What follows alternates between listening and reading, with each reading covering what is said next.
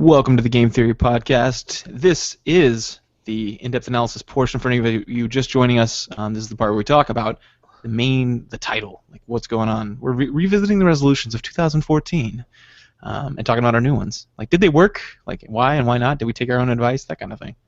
Right. So I went back, listened to our old episode, and I thought it'd be fun if we each read each other's resolutions and the other person could say, like, affirmative or negative, being held accountable. Yeah, so I'll go ahead and start. Jeremiah, your first resolution was to finish Zelda Skyward Sword. When you said this, you said everyone's be angry with you that you hadn't finished it yet, so you wanted to finish it now. Yes. How did that go? Negative. I did not. Man, what happened at the beginning of this year? I don't remember. I think I got really busy. Was this when I got busy? I can't remember if it was school or another game, but something got in the way. I had no less desire to play it. Now I do because I've got so many freaking games. But I did not. Failed. Very well. What about yours? You said clean up my Steam library, play and beat the following games: Agarest, Generations of War. Negative. I did not play that one. I did not even turn it on again the entire Why year. not? And why do you suck? Okay, so I suck because of mostly probably culture, how I was raised, and genetics. Be like the short answer. But why I didn't, I don't know. I didn't have that much fun playing it the first time. And we're going to talk about this later about why people's resolutions fail. I think this one is one of those things where I didn't know why I was doing it. I was just doing it. And without knowing a reason for it, I didn't have any reason to do it. Right, okay. So you wanted to play this game, you weren't really sure why, but it seemed attractive on the front You end. told me it was fun. It seemed like kind of cool, but I don't remember having that much fun playing it, and so I just never went back to it. Ah, okay. So you suck. All right, but your next goal was to play Zelda Link Between Worlds. Some say the best Zelda game ever. How'd that go? I did not. Didn't happen. Was it a lack of a 3DS or? No, yeah. My son has a 2DS, and he actually got into. We got him a game that we were using for reinforcement purposes. Like if he does everything he's supposed to do, his chores basically. We call them the 5 things. Mm-hmm. If you do the 5 things basically for I think it was 3 weeks, then you can do this thing. Because we were trying to teach him the behaviors. Now he learns and he doesn't get anything for it. But back then he was trying to learn how to do it. Or we wanted him to do it on his own. So he got into those games. We got him Ninja Turtles, and then what was the other one? I forgot what the second one was, but maybe. Yeah. That was a game you got him last year, and you said never to play it. It was terrible. Oh, that's right. Yeah, that was the bad one. Yeah. But anyway, did not play that. Although I still hear it's one of the best Zeldas. So. Yes, it's fantastic. Yeah.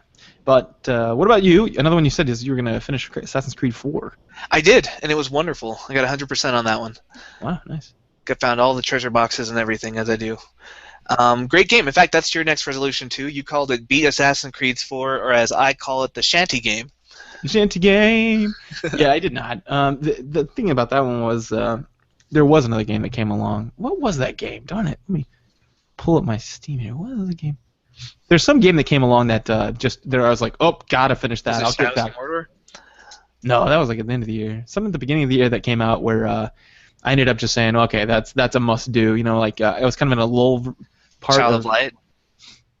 That came in like July, I think, or April, May. But whatever it was, yeah. But anyway, yeah, I kind of got sidetracked on that one. Yep. Anyway, but what about Batman Arkham Origins? Did you beat that? I did. I did not 100% that one, but I beat it and found a lot of the collectibles before I moved on to a new game. So I accomplished that goal. Aha. Okay. See, the trick is to put awesome games on your list, and then you want to beat them. Yeah, I know. That's why you didn't do the Agarest. Yeah, because Agarest didn't work for me. But your next one was to beat Dead Space 2 because you wanted to see if Dead Space 3 is worthwhile because you wanted to acclimate yourself to really scary games. Yeah, that's something I realized about myself. That was one of those things like where I wanted to do this for no apparent reason. I don't want to play scary games, as it turns out. I'm not really a scary game guy. Like, I just don't enjoy them. It's not that I I guess I just don't like. I don't know. Yeah, it's just not my cup of tea. That's something that I've come into kind of about myself is that I need to I used to like always see weaknesses as like something I need to work on because I was in martial arts and it was like, oh well, if you're bad at your left hand throwing punches, Right. Or in a game, like if you have one low stat, you're gonna focus on that until it gets up to the rest of them. yep, yeah, exactly, and that's always how I was. Even had a D&D character, that Delphin, remember him? He Yeah. uh, he was right-handed, born right-handed, but then he ended up he practiced his left hand so much he actually became left-handed. That was the idea. He was this monk, spending his life in solitary and practicing. But yeah, so it's something that I've always liked to do is make up for weaknesses rather than focus on strengths. But now I'm like, I'm just gonna stick with the strengths. There's some things that are gonna make you miserable, and you're gonna get good at them, and then put them down and never do them again. Yeah, So, you don't need to be good at everything. yeah. But yeah, so I did not didn't do that one. Yeah, so you did. Wait, what was it? Oh, Borderlands 2. Oh, I know you beat that one. Yeah, I beat that with you actually. We that was a game that we both had in our backlog, and we were almost done with it. We just sat down for a couple weeks and played it. It was fun. I'm glad we did that one.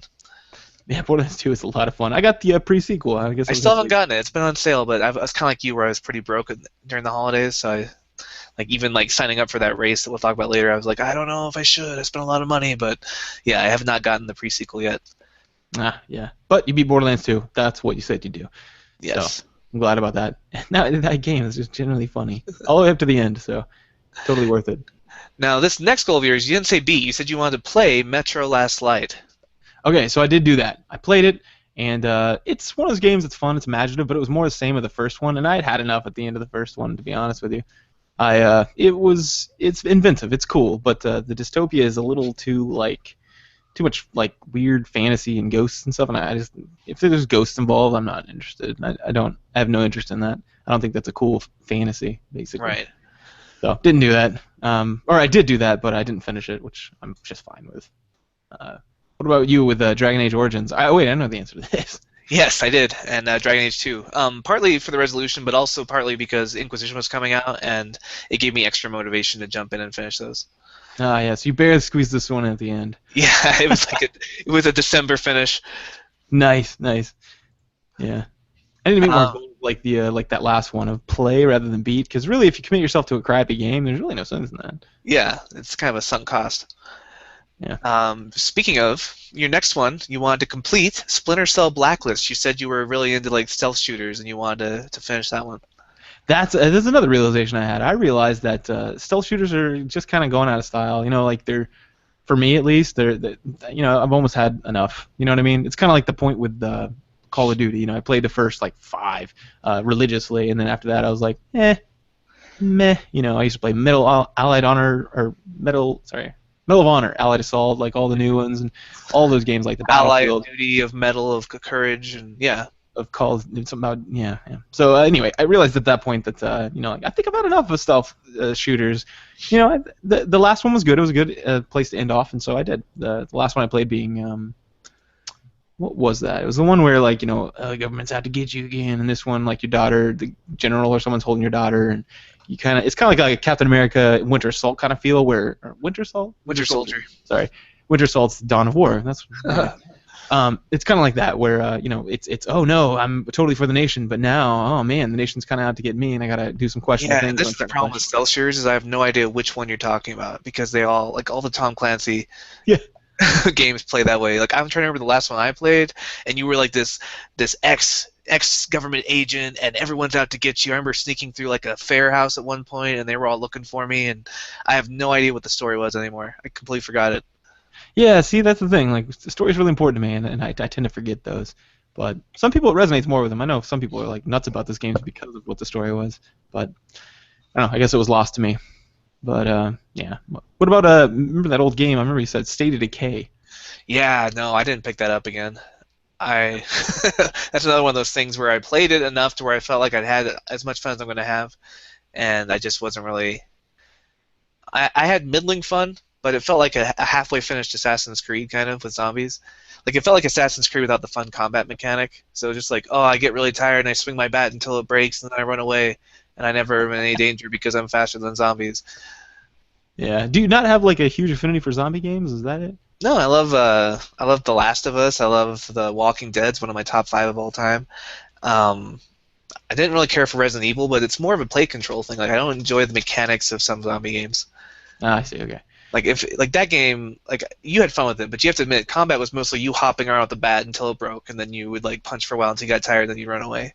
Yeah, it wasn't really the combat wasn't really what got me. I like the stealth or the not stealth. Wow, the horror survival, like the zombie survival, but done in a new modality. I like the gameplay like that, like the meta kind of the strategy of like getting a new house, getting a team together, managing their emotions. Like that was the fun To me, part. that felt like just like a resource management game, but like I don't know. To me, it was just like look at the map, go to the node, pick up the thing, come back, repeat ad nauseum. And I'm like, I'm already doing this in Assassin's Creed. I don't want to do this in 2 games. Assassin's Creed has fun stuff beyond that. Yep, which I can understand. The game was pretty buggy. It seemed like a beta or an alpha, to be honest with you, but yeah, for some reason they got away with it. And I think they made a sequel. I never played it though. Yeah. I enjoyed my time, and I want to leave it like it was because it didn't get that interesting after you do the first objective. Like, right.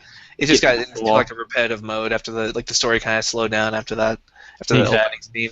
Felt like they were just trying to add content because they were like, maybe we can make this a real title. Yeah. But anyway. So your next one was you wanted to beat Total War Rome 2. Oh yeah. Nope. No, absolutely not. The thing about those games, it's like those like strategy. What do they call it? Turn-based strategy, right? Turn-based strategy. Yeah, rather than real-time strategy. Mm-hmm. I just kind of realized that they're great games. Everybody loves them so much. It's like I was trying to recapture that myself. But then I just realized, no, I guess I just don't enjoy these games that much. It's a little too time consuming. Like when I was younger, like and had more free time, like probably, but now like when you're like borrowing from your family time basically, or your duties, then it's not worth it to me. The cost is too high. Although you like the turn-based strategy game that you're playing recently. Yeah, I know. That's what surprised me so much. That's why I didn't buy it. I think it's the story again. Like Rome 2 doesn't have a story so much as that one does. That's true. That's the part that really keeps me coming back. I'm really interested in seeing how this ends with this character, and plus, like the decisions, kind of I make, or not even really decisions, but the quest is really interesting to me. And man, the world, it's a weird world. I love it. Very, very inventive, very imaginative. It's not what's been done before, which I appreciate. So yeah, it's a pretty cool. But I'm glad I didn't beat that, to be honest with you. Total Rome 2 or War Rome 2. Plus, it was buggy as shit. Like that was a big. This is the year 2014. Yeah, I remember you saying last year, you're like, well, it's just now getting to the point where they've patched it to where it's playable, so I should be able to play it now. Like you've been waiting, you've been holding off until they finish fixing the bugs. Yeah. Well, a game that wasn't buggy that you had on your list was The Witcher 2. Yeah, I don't know if I even installed that one.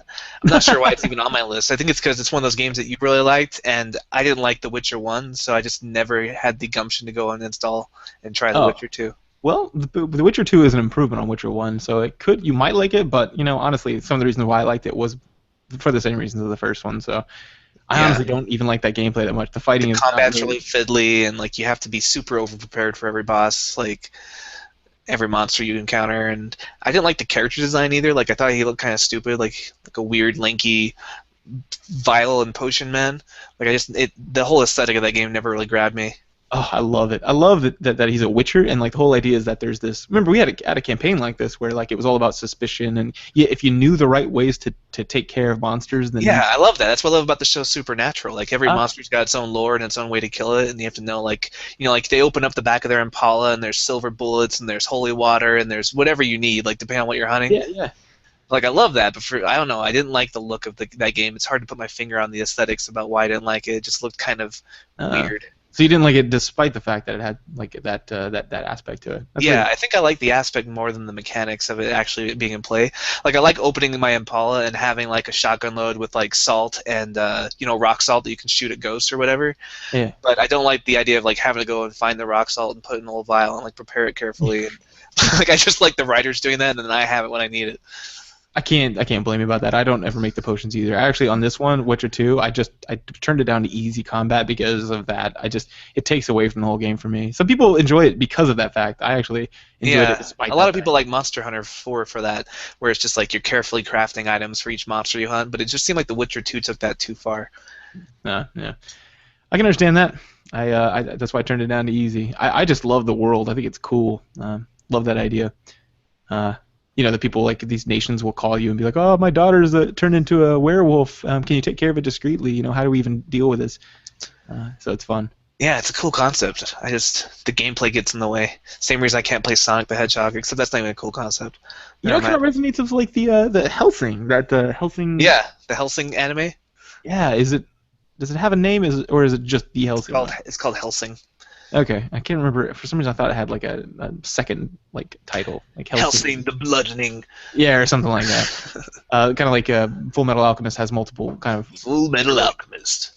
Full Metal Alchemist. Full Metal Alchemist. If you watch that on Netflix, you're probably gonna get that joke because it for some reason it does the commercial cutout and cut back in right back to back. So it's like it'll be like Al no, and then it'll commercial time, so it'll say Full Metal Alchemist, and then it'll come right back and go Full Metal Alchemist in a different like, it's hilarious. Full Metal Alchemist. And if you binge watch them like I did and David did, then it becomes kind of a big part of your life. It's the only way to watch anime. You got to binge watch. It is, man. It is. So your next goal was to play and beat The Walking Dead 2 and The Wolf Among Us. I did. Great games. Very glad I went through that one because holy hell, good games. Really enjoyed them. I guess we've already talked about them. And they were on my top 10. So yeah, glad I did. That's one that paid off. Yeah, very exciting. Loved that. What about XCOM?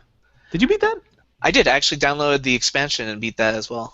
Oh, wow. Okay. I guess you beat them both at the same time. Like that kind of happens at the same time. But yeah, it was fun. I made all our friends, as you do. That's the only way to play XCOM is to make all your friends.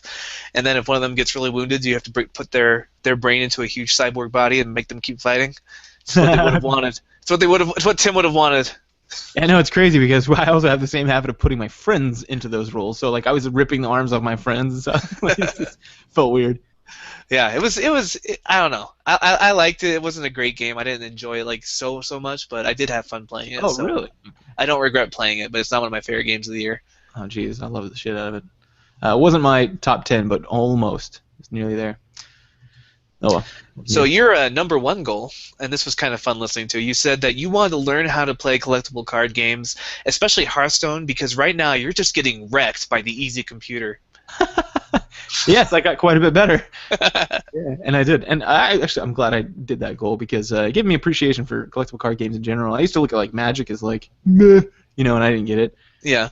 Now, like, I'm interested in it. I'm like, oh, I could play that game. You can see like how even with a simple game like Hearthstone, like you can see how much strategy and planning goes into it. Yeah, exactly. Like deck building is such a new fun thing that like I never knew. It was never part of my life before, but now it's like oh hell yes. Like trying to figure out a fun deck. Like JT just played against Amy and did like a card mill deck, and she had never had that happen to her. Where basically you have cards that like that make someone else draw a card, or makes you both draw cards usually. You try and make them run out of cards. Yeah, and so he just burned her out. It's hilarious. She's like, "What is this? What's going on?" I turned around, I saw it, and I was like, "Oh, it's a card mill deck. Yeah, those are hilarious. They're not competitive, but they're funny." Yeah, JT's really good at coming with funny decks. He has that in Magic too. He's like, I made a deck where if I get these right 3 cards, you have to draw like 1,000 cards and you explode. And I'm like, well, that's really weird, JT. It's a weird win condition. Let's try it. It was pretty awesome. So yeah, I definitely did that one. And what about your number one goal was beat The Last of Us, which that would have been hard because you didn't have that game. I had that game. Yes. But I did say I will literally drive the 40 hours it takes to get to your house so I can beat that game. And I did. So yeah, last summer I drove to your house and beat The Last of Us, and I do not regret it. That was one of my favorite games of that year. Yeah, that is awesome. It took me a while to buy into it. It was hard for me to get past the initial, like, I got really tired of the stealth mechanics. I think I'm like you, where I'm just done with stealth shooters. Like, I just don't have the patience for them anymore. Yeah. And especially with The Last of Us, because the story was so engaging that I really wanted to just rush through the stealth stuff to get to the story, but then I'd get eaten by a zombie because you can't rush a stealth thing. That's the whole point of stealth.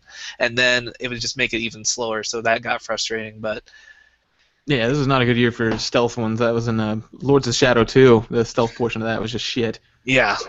And I also didn't like the way the game would kind of punish you for not, like, backtracking and looking at every dead end, even though, like, it's like, Ellie's in trouble, I gotta get to her, hold on, though. I haven't looked in that drawer on the other side of the house. And I really need some bandages. I gotta find some tape and some nails. Rubbing alcohol. I can put to my bat, yeah. Yeah. So those are my only complaints. But overall, I really enjoyed that game, and it was worth the drive.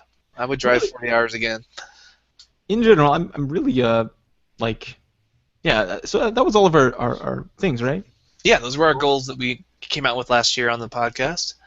Yeah, so that's interesting. The ones we did with the ones we didn't. It's funny at looking at like the things you intend to do and the things you drop off. in the meantime. Yeah. I mean, Yeah. there's things on there that I was like, I think when I even put them on the list, I was like, I'm probably not going to play these though. Like, I don't Yeah. know what I was thinking with The Witcher 2. I've never wanted to play that game. I was like, yeah, let's put it on the list. I don't know, yeah, that happened to me too with Link or no, sorry, Skyward Sword. I just kind of knew I wasn't going to beat it because if I'm going to play one now, it's going to be Link Between Worlds because I really want to see that new mechanic. It seems fun, which is sad because I hear Skyward Sword is so good. It is. It's underrated. It's especially if you're into the Zelda like timeline and the lore. Like it's the game that sets it all out and says like this is how it started. This is the prequel. It's funny too that two of the games on my list were scary games, and I've realized now that I just don't like. I used to like kind of I would play those games, but I would usually wouldn't purchase them. I'd buy or I'd download them because of the fact that I'm only gonna play like 2 minutes of it, and then I'm gonna throw it away and like throw it out the door like a spider. Um, so yeah, I've kind of realized that wow, talking is hard. So I kind of realized that. That about myself, and it kind of helped clear up some of my list. Like Dead Space 2. I'm not gonna play it. That game's kind of scary.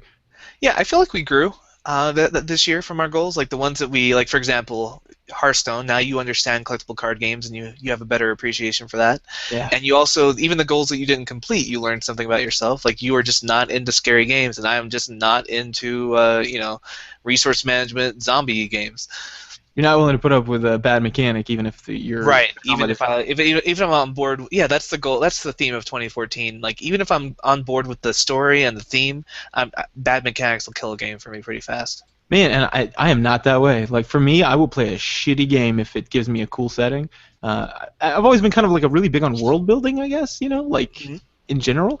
Like I know that you use like a lot of pre-generated content in D&D. Is that because you're not big on world building, or? Yeah, I'm just not that into it, and it seems to be more.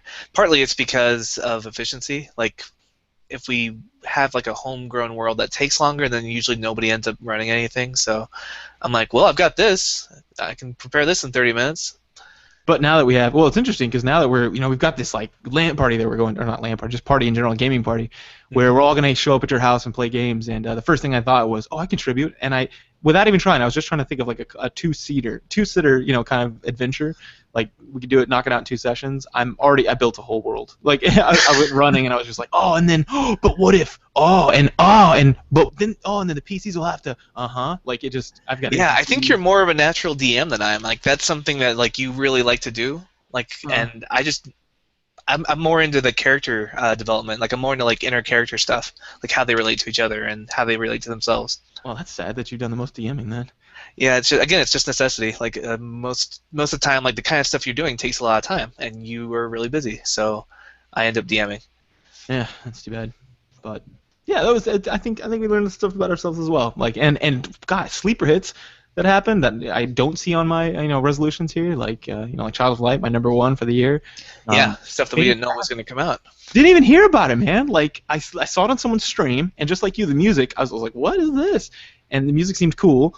And I was like, huh, and I'm intrigued by the fly mechanic, let's see what happens. And it just sucked me in, man. And it happened right in the wake of like my dad's death. So like I just played BioShock. You already feeling kind of wistful. Yeah, I wanted after the heavy hitter of BioShock Infinite, where I was just like, ugh, and I put my head down on my desk and I was like super depressed for a while. I was like, man, my dad died, and I won't spoil it, but yeah, and I have a very bad ending.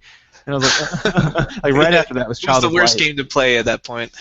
It was, yeah, for sure. And thank God that Child of Light was right there after that. So I just played the game. I was like, I'll buy this game. It was cheap too. It was like, I think full price was like $15, and then it was on sale for like $5. And I was like, I think it was like 30 when I got it. Oh really? Okay. Because I remember it being a little bit more expensive than it was kind of a short game, and I was like, oh, that should have been cheaper, but it was worth it. I liked it. It's like $29.99 or something.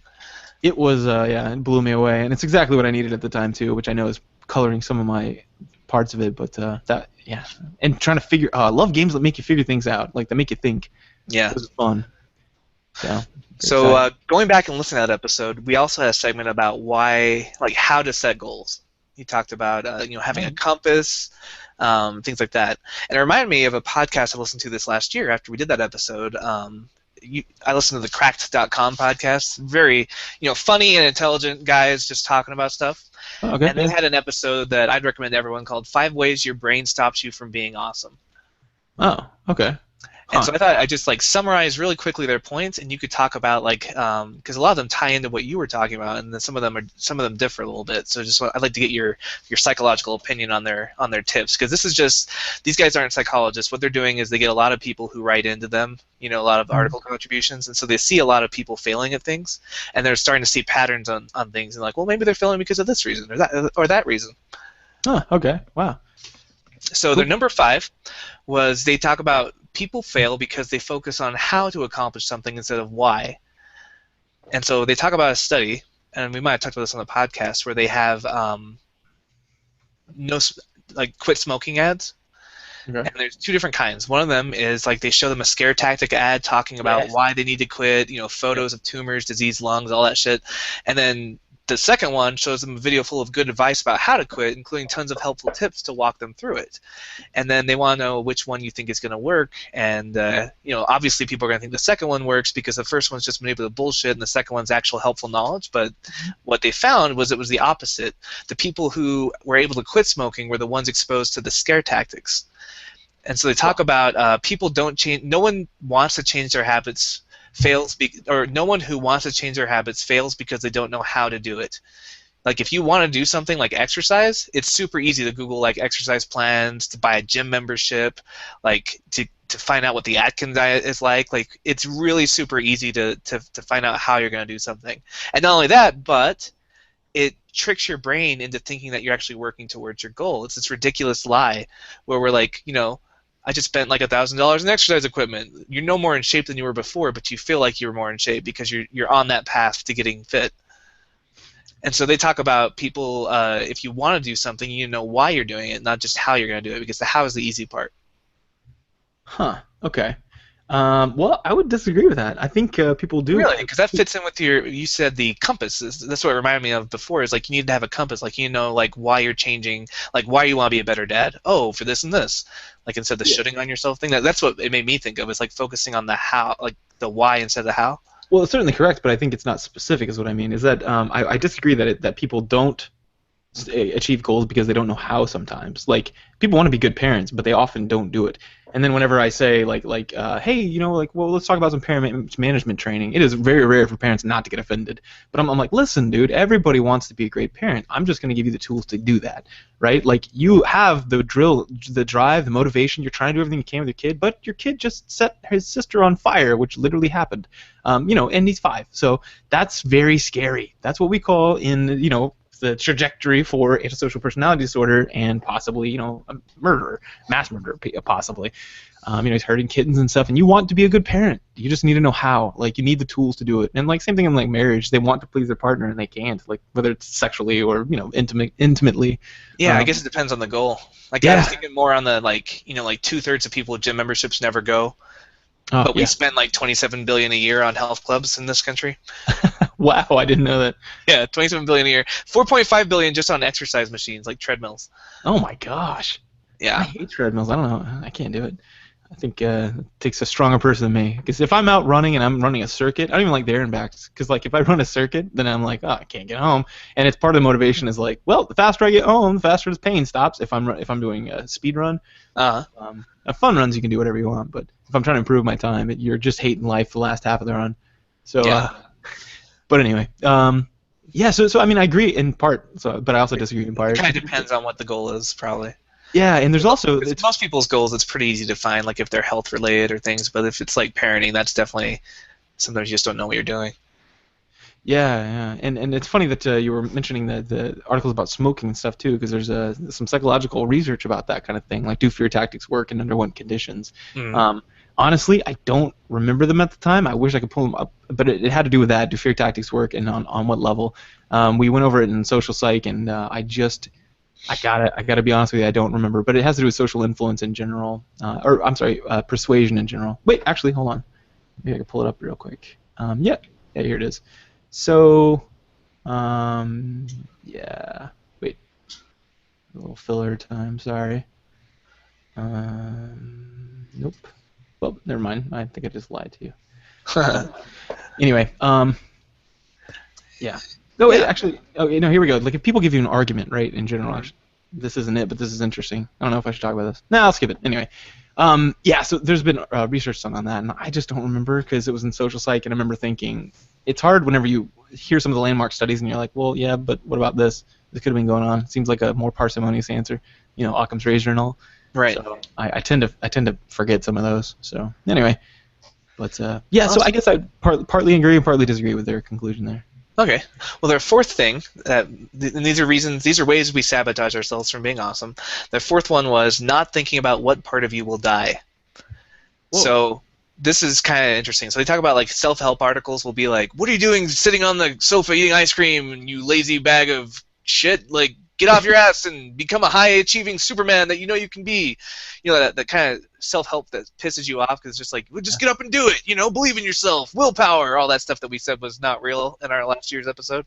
Yeah. So what they say is part of the problem with that is that almost everyone ignores they always ignore what part of their life they have to give up in order to do that thing they want to do.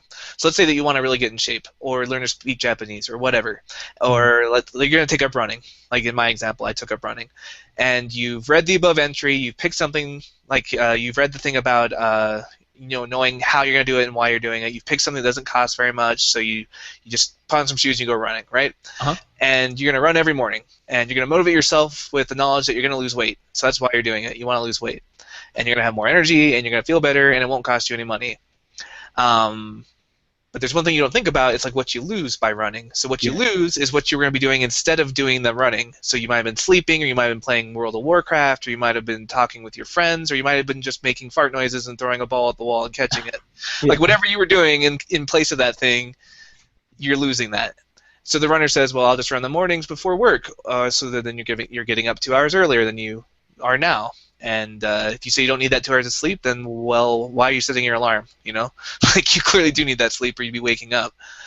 So people talk about like I'm going to become a saxophone player instead of I'm going to become a saxophone player and neglect my girlfriend a little bit while I practice the saxophone. Like we don't think about the parts of ourselves we're going to lose. We just say, stop wasting your time and go improve your life. But we don't talk about like we're not actually wasting time. We're doing things for a reason. Like, I'm going to finish my degree instead of spending time with my friends. Or I'm going to spend more time with my partner and spend less time working, understanding that this will make me poorer. I'm going to go climb a mountain and neglect my family while I train for that. It's like planning a budget, but assuming you're going to have infinite money when you're planning the budget. Like, you're going to have to give some things up in order to do different things, and we don't think about that when we're setting our goals. Yeah, I actually love that. I think that's great. I regularly advise for this in therapy as well. Like when people say, well, it's part of actually a decisional balance training we do. It has to do with motivational interviewing, and it's like it's real easy. This is great. This is great. So like one of the things you do, like especially with people who haven't are treatment resistant, is you draw, and it seems so simplistic, but you'd be surprised how like. Do it to yourself sometime when you're not expecting it on something that like you're resilient about, and you'll realize how powerful it might be.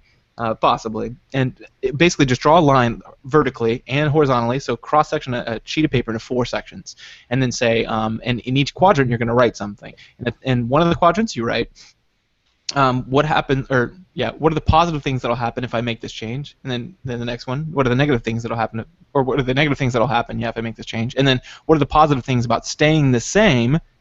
And what are the negative things about staying the same? Now, right. for drug addicts, for example, this is one of the populations we treat at one of our placements. I haven't been placed there, but my colleagues talk about it.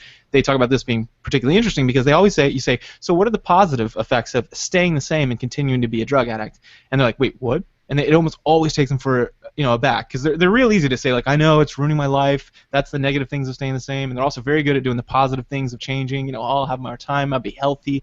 Be around for my kids, that kind of thing. But it's always hard for them to understand what are the positive things of them doing it. And lots of times it's like nothing, and you're like, no, there's something. What is it?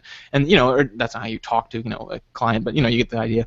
Right. And you're like, no, what is it? You keep kind of pestering them in a nice way, and keep kind of pulling information. And eventually they'll get it. They're like, oh, I guess it feels good. You're like, right, obviously heroin feels awesome. So what else?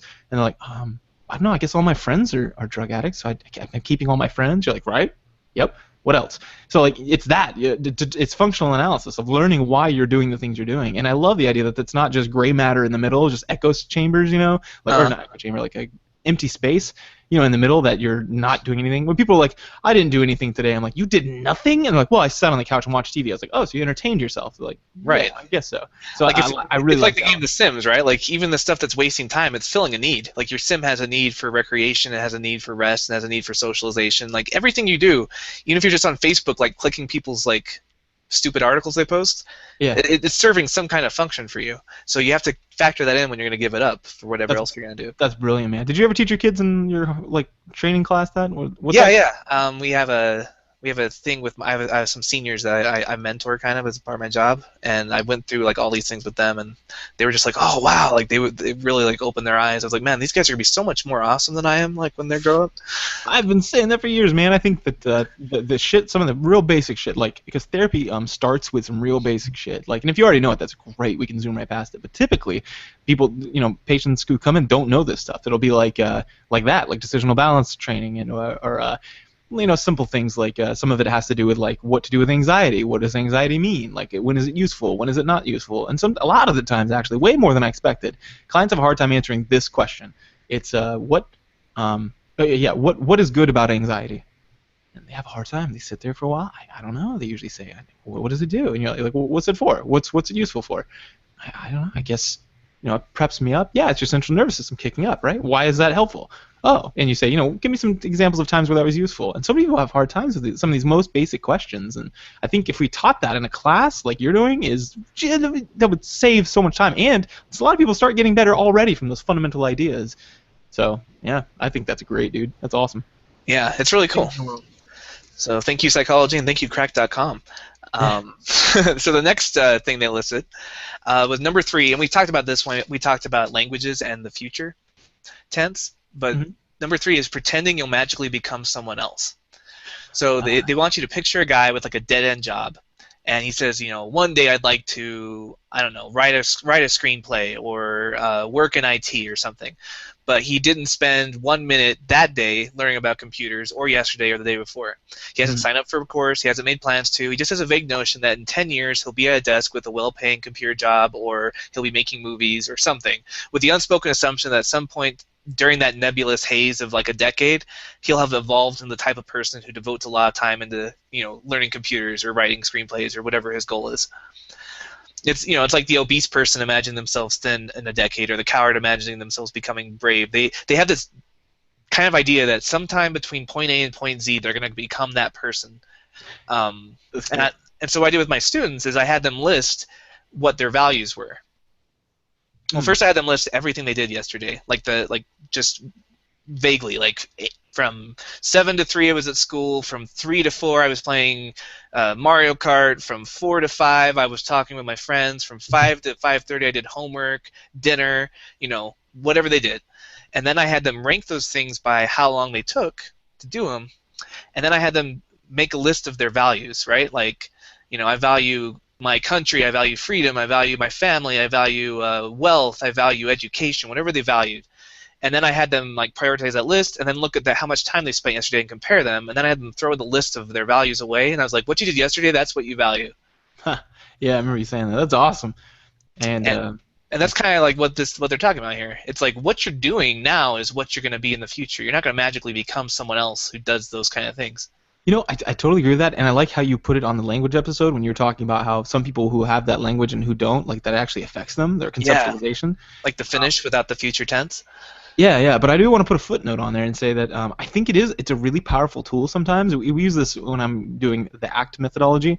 It's a powerful tool, this language of being able to tell people like, okay, but that's who you were yesterday. You're no longer that person today. And I understand it's just rhetorical stuff, but rhetoric is strong. Like, whenever I'm running, I sometimes say a phrase to myself that, or say words to myself to kind of like get myself motivated, right? And they're powerful because it's rhetoric, but it's language. And I say things like, I'm a machine, like I'm literally a machine. I turn the switch on and off, right? My legs don't tell me when to stop. I turn myself on and off, right? Like I'm the computer's in my head, not in my legs. Or I say things like embrace the grind, right? That's a phrase actually from a UFC fighter, Daniel Cormier. And I thought it was so cool. I was like, oh yeah, that's right. Love the pain, right? Or another one was from another UFC fighter, Tito Ortiz. He says, he says punish ourselves so we can punish the enemy, right? Nice. So, yeah. So that's the kind of things I think. And rhetoric can be powerful, and so sometimes we do use that. Like in ACT, we use a lot of metaphors. Like one of them is, like you say, all right, so you can't change your past, right? I wish we could. I wish there's something we could do to go back, change yesterday whenever you had that embarrassing moment, or maybe they were a poor parent and they lost their kids, or whatever it is, whoever I'm working with. Yeah. Say, so you've got all that going. Now pretend that a director has a movie, or you say writing a book. Yeah, right? you used this analogy last year actually, when we were talking about this. Oh, holy You're crap! coming in halfway through the movie. You can't change the script. They fired that guy, but you have to make the rest of the movie awesome. Yeah, and then I say, all right, so you're the director. Sit down. What do you do? What roll and action? What happens? This is your story. You tell me. And then they're like, oh, well, I guess do this, and it has a powerful effect with people. I've seen some people who have been in a rut for a long time. Like this one lady was being beaten by her husband, just straight up called a divorce lawyer, and she'd been wanting to do it for 5 years just because of that metaphor. Like there's these couple like phrases that you can use, which you're absolutely right. You're not going to be that person, and what you're saying is still true, right? They had to decide to do something different today. Yeah, but, they basically had to like change their today in order to change their tomorrow. Yeah, but one of the things that incentivized them to do that was this new verbiage, but it can be dangerous too. I mean, it's got teeth on it too, because like my sister, for example, she always says that kind of stuff too. Like I'm no longer. I guess I probably shouldn't shit on her, but basically, like she made a bunch of mistakes, and then she would say, "No, I'm no longer that person." But over time, she kept doing that. So like it's sort of like getting baptized over and over again. Like you should probably want to do it once because it means It's like having a lot of cheat days on your diet. Like eventually, it's not a diet anymore. Exactly. Yeah. So I mean, it's got teeth on it too. But I like the fact that metaphor has, it can be powerful just because rhetoric, works. We're just crazy emotional monkeys. We don't always look at the logic. So I think both are true. So the number two, this one was kind of interesting. They come up with the idea that you go to the doctor, right? And he tells you, he sits you down, and he says, you have a bacterial infection. It will never, ever go away.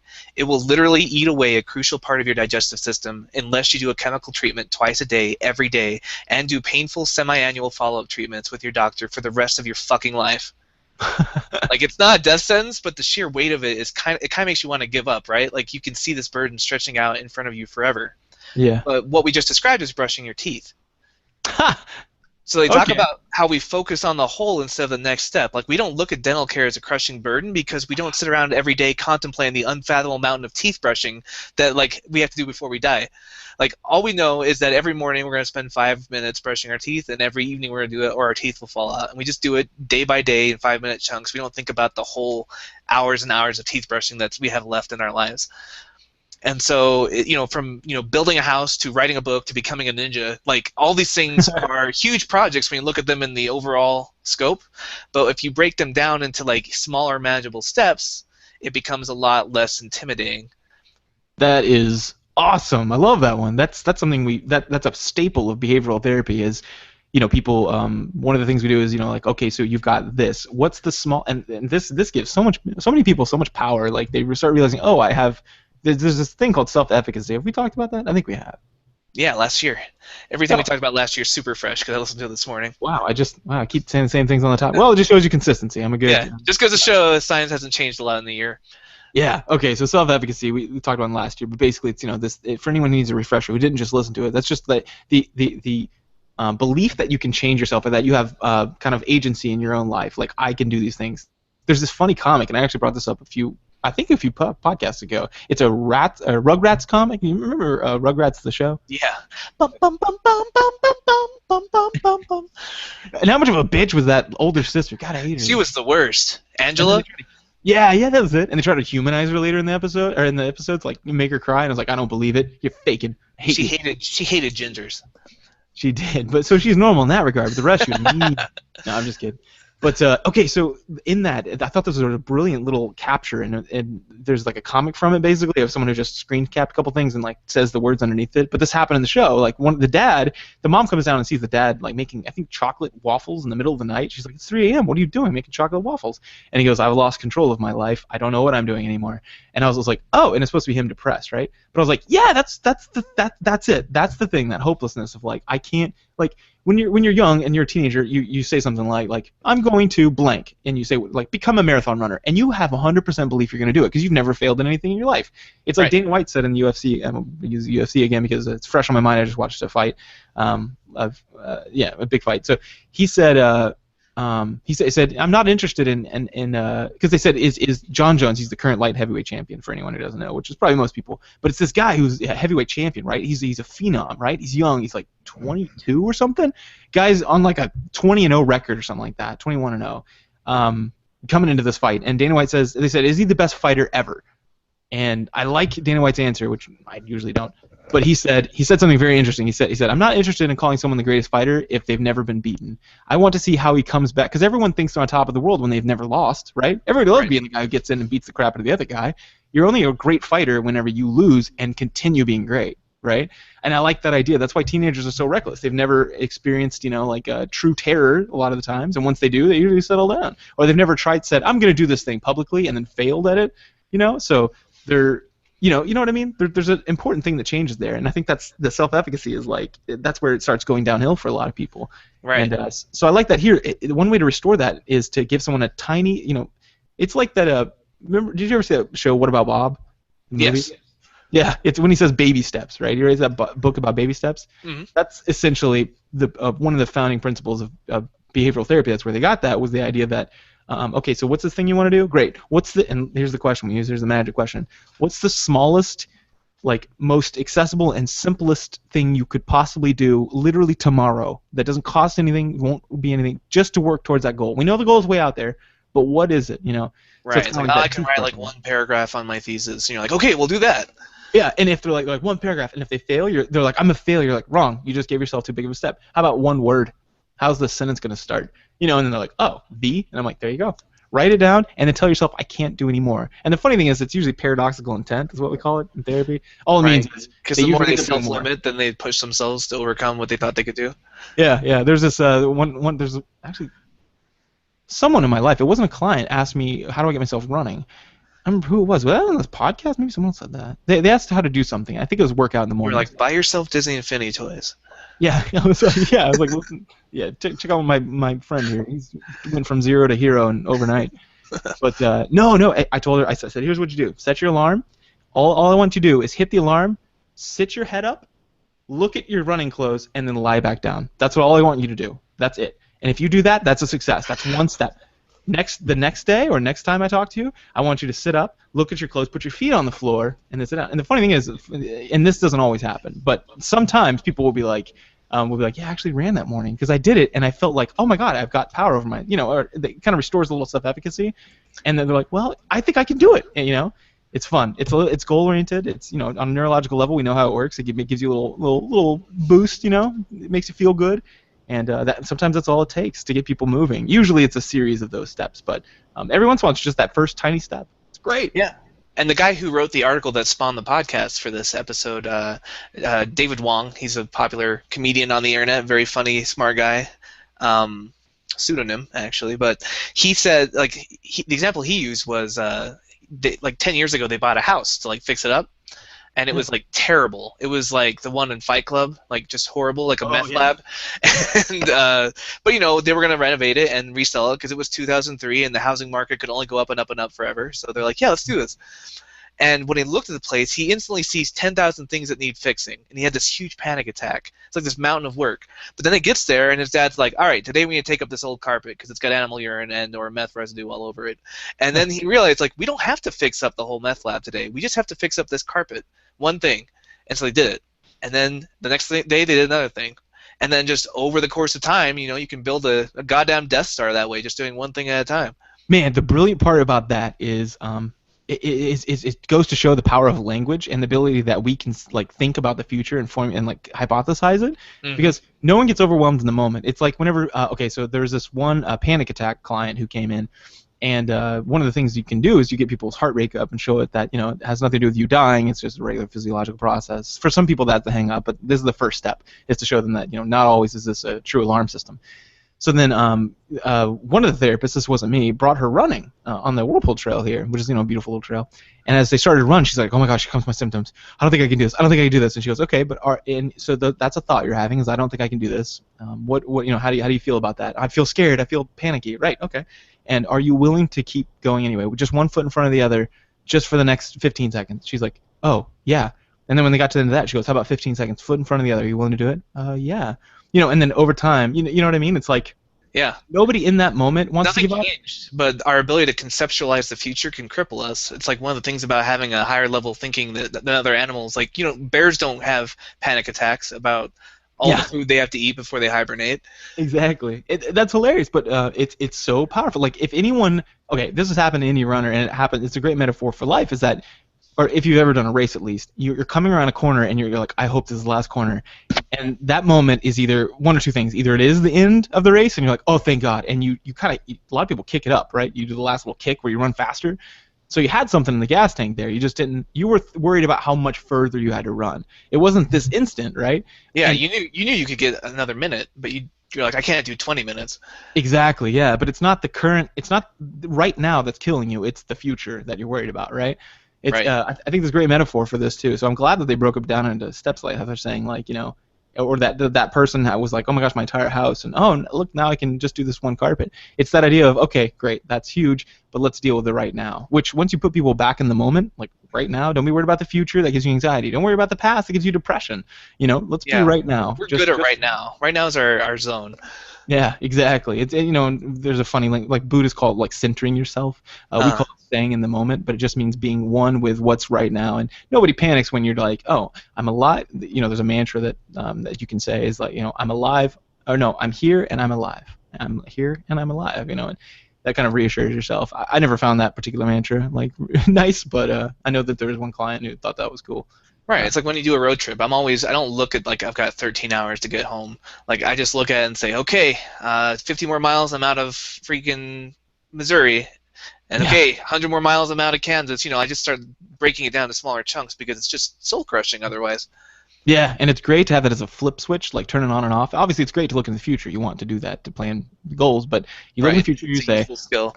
yeah, I've got this long-term goal, and you say, but not even worry about that right now. I've also got this small-term goal, and Yeah. that's what I'm gonna focus on. And it's super arbitrary, right? There's nothing different about like when I cross out of Kansas into Colorado, like nothing changes. I'm still on the same I-70.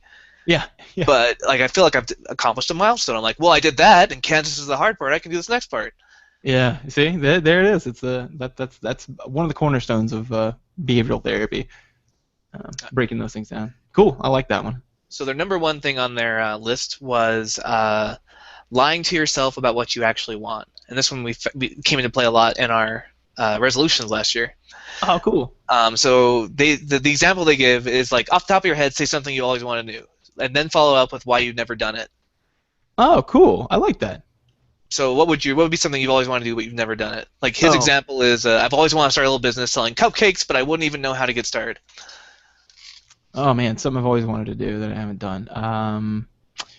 But we'll say run a marathon. But I've never done it because I don't enjoy long runs. Okay, so you are part of the 10% that didn't lie just now. 90% of people are gonna come up with the reason why. Like I've always wanted to go to France, but it's so far and I can't afford it. They'll think Uh, of some kind of reason that's not really why they haven't done it. I've always wanted to start selling cupcakes, but I wouldn't know how to get started. But the thing is, if you want to do the thing, then the second part, the obstacle, wouldn't exist. The person who wanted to start the cupcake business wouldn't be confused about how to get started. They'd be a walking encyclopedia of information about cupcake businesses. Uh, he comes up with the idea of this goes back to language. We use the same word "want" to mean two completely different things.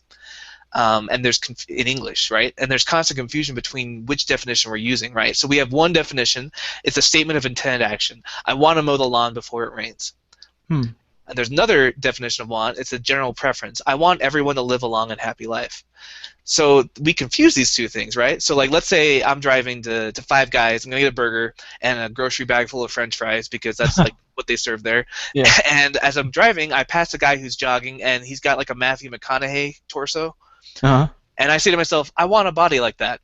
And if I pulled over and asked the guy why he runs and works out, he'd say the same thing almost word for word. It's because I want a body like this. So we're using the same word want, but we're using it two different ways.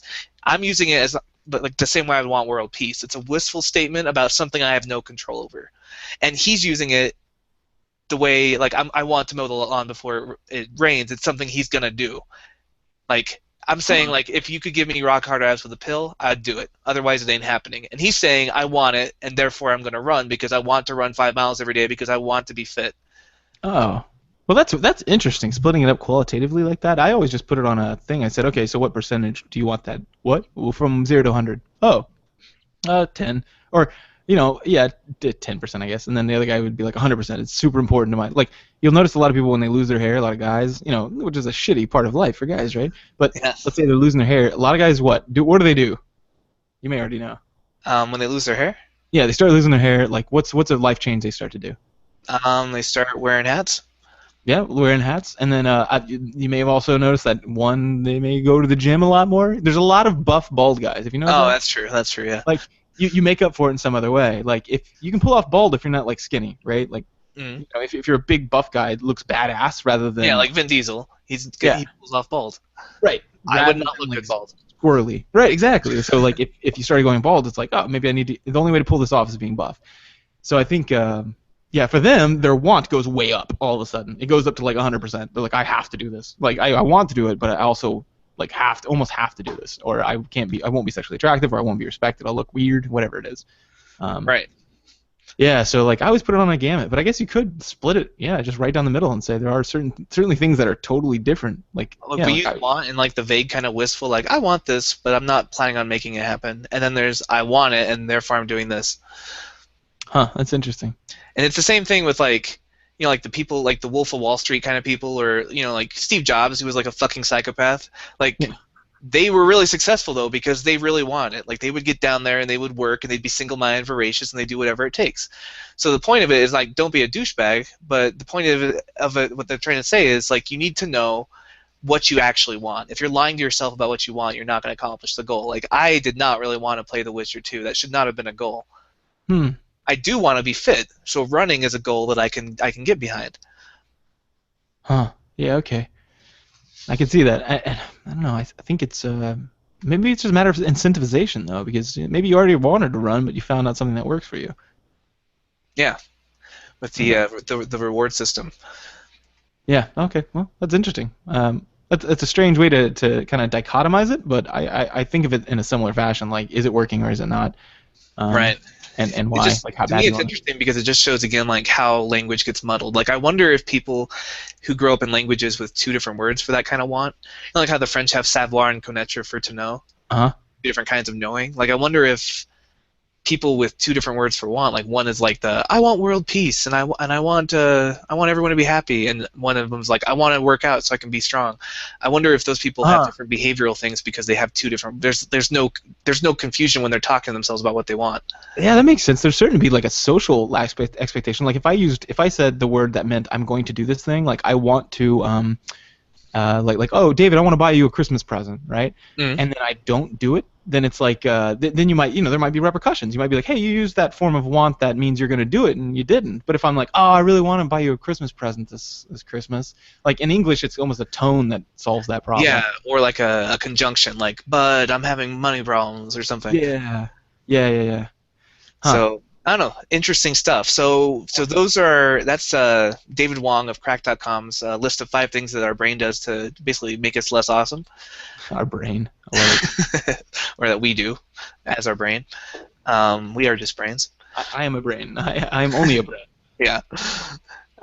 But so I thought we could do an interesting case study. Your wife recently signed us in for one of her goals. She wants us, the 3 of us, this year to have a threesome, running threesome. Yes. So a different kind of threesome. Yes. I don't know what other kind you're talking about. Clearly, we're talking about marathons. I'm sorry. Yes, of course. Sorry, the episode was 69, so I just figured. Oh yeah, I can see how there'd be confusion. But talk about that. What does she have us signed up for?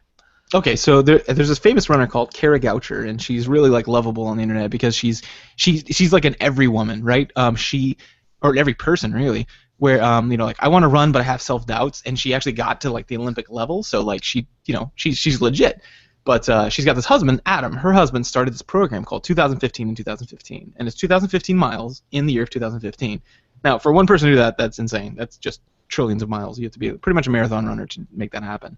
Mm. But you can also split it up into groups, and so that's what's going on. We're going to split it up into three. Me and David and Amy. We have a going to team run. called Obi-Run Kenobi.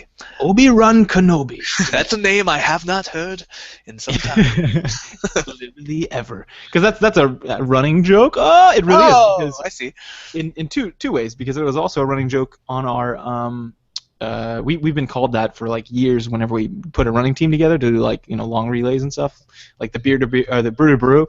It's from one brewery to another brewery and you get beer at both of them, and it's 44 miles and it's a relay, so we call ourselves Obi-Run Kenobi.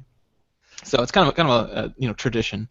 So the idea is that we have to split 2015 miles up between the three of us and run them all in the year 2015.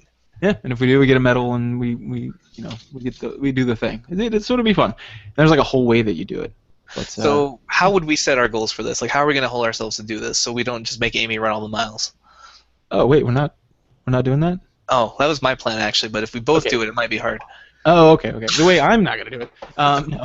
So basically, there's a bunch of one of the things they implemented that's really good, because this is something I actually have people who are a little treatment resistant in therapy sometime to do. If there's something they want to do and they can't do it, I often say like make a social proclamation about it, right? Say like on Facebook or something, say I am going to lose 10 pounds this month, if that's your goal, whatever arbitrary goal it is, or like running, like you say it, like I posted on Facebook, 2015, I'm running 2015 with this group. So if I fail, there's some repercussions, but more importantly, it opens yourself up to encouragement. So I would say to other people, like, hey, can you encourage me along the way?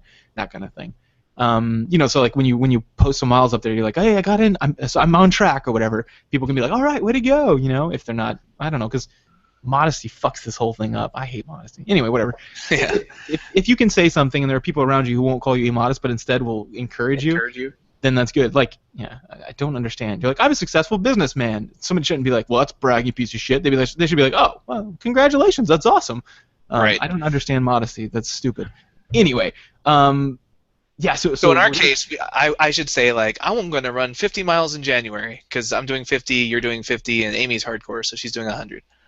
Yeah, although there might be a wrench in that plan. Her knee's acting up a little bit from her last marathon. May have to pick up the pace. That's what I'm talking about. Marathon. It's I don't get it. I'm never going to be a marathon runner, and I've never wanted to. So that was a lie before I said I was going to do it, because I don't get it. I don't. When people are like, are you going to run a marathon? I'm like, no, hell no. First of all, I'll be bored. Second of all, people get injured all the time in marathons. It's kind of a norm. Then you can't do the thing you love, which is running. Yeah, it doesn't make any sense to me. But I admire people who do it. But for me, I don't. It doesn't make sense for me. But anyway, so yeah, we're going to do that thing. We split it up into small, manageable goals. Like when I think about running, how many miles I need to run for 12 months, I'm like, I don't know. I mean, honestly, I have a lot of self-doubt. I'm like, will I be able to make that? My God, I might not be able to. But whenever I go, okay, can I run this week? Can I for sure run this many miles? And I can. I can run like 12 miles or so, or 13 miles in a week. Yeah, sure, I can do that. And if even that like makes me crazy, I'm like, okay, well, tomorrow, can I run 6? Yes, I can. So, yeah, these small manageable goals, just like we were saying there, is fantastic. Right, and I'm going to continue my system of every time I hit my weekly goal, buy myself a toy, because that seems to be working well for me. That's really cool. Yeah, that doesn't work well for me because I've got like expendable like money, like expendable income, You can afford to buy toys without making them rewards. Yeah, exactly. So to me, there's no incentive. I would recommend becoming a public servant, maybe a high school teacher. Yeah, exactly. Yeah, that would incentivize it, yeah, right? Because then there's real costs if I don't. But for this, like, meh. So for me, what works is like I won't let myself eat certain foods unless I've run. Like I won't let myself eat high caloric foods. Like it's not a formal resolution I've ever made, but it's a passing thing. It's like, oh, I haven't run, I can't eat much pizza, that kind of thing. But if I run it, I earn it. So it's fun. Like especially on the long run, you're like, oh, I got like buffalo wings or something ridiculous because hell, I ran like crazy, that kind of thing. I think what's kind of brilliant about this goal than some other like fitness goals I've seen in the past is we also have accountability to each other because we're part of a team. Oh yeah. So like if we all do it, if we get the 2015 miles, then we get medals. Like we get a little reward at the end.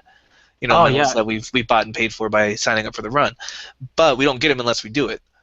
Yeah, like in the Army, I ran depending on what unit I was with. Some run almost only every Monday, but most had cardio, 3 times a week. Mm-hmm. And I did it every time because, there was a group and I was expected to. Right, and if we don't do it, we're letting someone else down. Right, exactly. That's what's cool is that someone else has to make up those miles. That's You don't want to be that guy.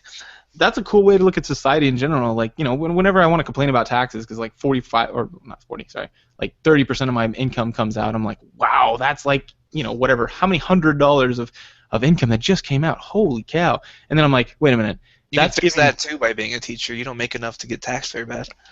Oh, that's nice. Well, Yeah. Well, the poverty line has its perks, my friend. Has its perks. Clearly, I'd rather trade with you. You'd think so with these rich people complaining about taxes. They're like, I had that. I'm like, would you trade incomes? They're like, no. I'm like, okay. Seems like you're still coming out ahead then. Way ahead, yeah.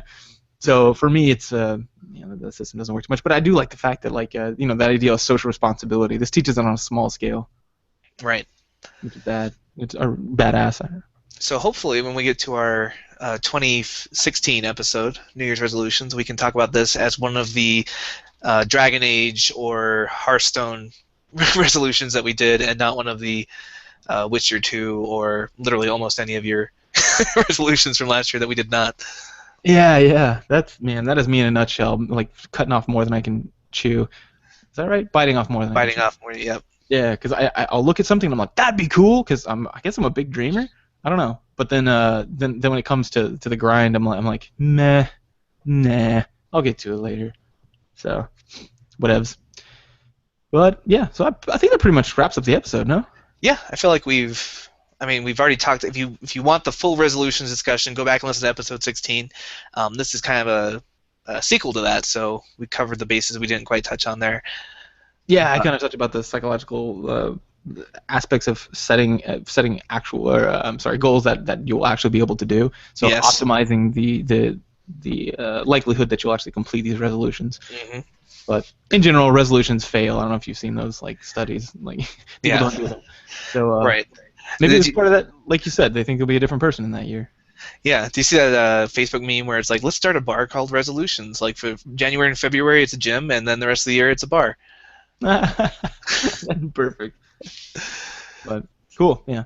Great. Well, then let's move on to the feedback session.